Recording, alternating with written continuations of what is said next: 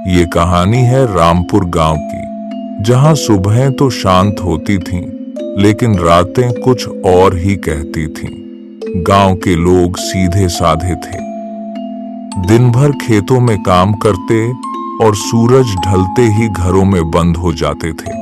लेकिन इस गांव में एक ऐसा राज था जिसके बारे में हर कोई जानता था, मगर कोई बोलता नहीं था। गांव के बीचों बीच एक पुराना कुआं था।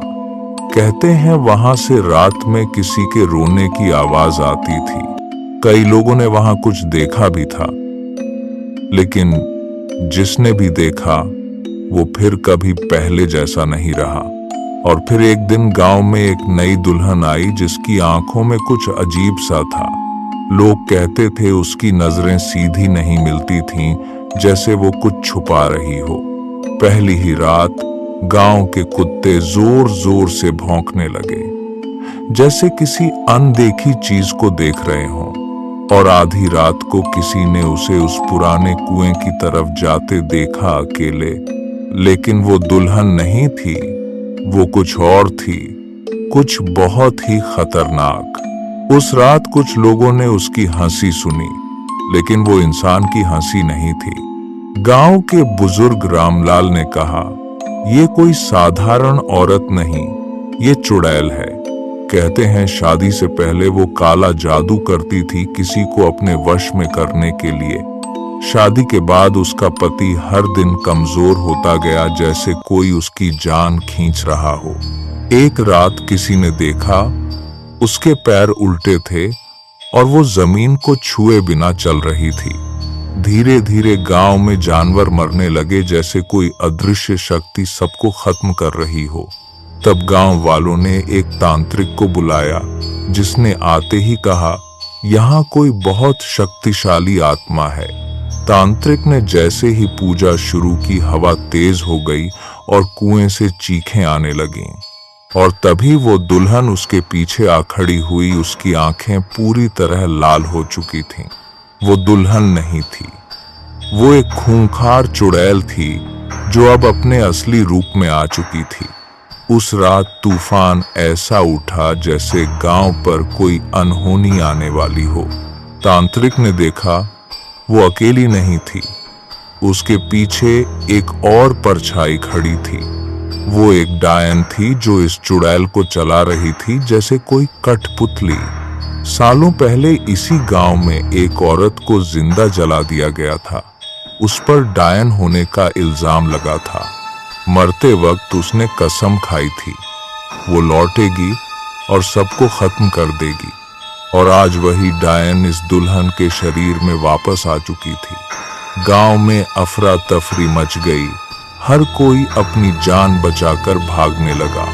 वो हवा में उड़ रही थी और एक एक करके लोगों को मार रही थी। तांत्रिक ने आखिरी कोशिश की, उसने एक शक्तिशाली मंत्र पढ़ना शुरू किया। लेकिन ये लड़ाई आसान नहीं थी, क्योंकि सामने सिर्फ चुड़ैल नहीं, एक बदले की आग में जलती डायन थी। तांत्रिक ने अपने चारों तरफ सुरक्षा घेरा बना लिया, लेकिन वो ज्यादा देर टिकने वाला नहीं था। वो चुड़ैल बार बार उस घेरे को तोड़ने की कोशिश कर रही थी और हर बार वो और ताकतवर हो रही थी। गांव के लोग अपने घरों में छुपे थे, लेकिन मौत उनके दरवाजों तक पहुंच चुकी थी। उसी वक्त दुल्हन का पति भी बदलने लगा, जैसे उसके अंदर कुछ घुस चुका हो। उसकी आंखें काली हो गईं और वो अचानक खड़ा हो गया, जैसे अब वो इंसान नहीं रहा। असल में चुड़ैल उसे अपने वश में कर चुकी थी, अब वो उसका अगला हथियार था। तांत्रिक समझ गया, अगर वो इस लड़के को नहीं बचा पाया तो सब खत्म हो जाएगा। तभी एक सच सामने आया, ये दुल्हन खुद शिकार थी। उसे डायन ने मजबूर किया था।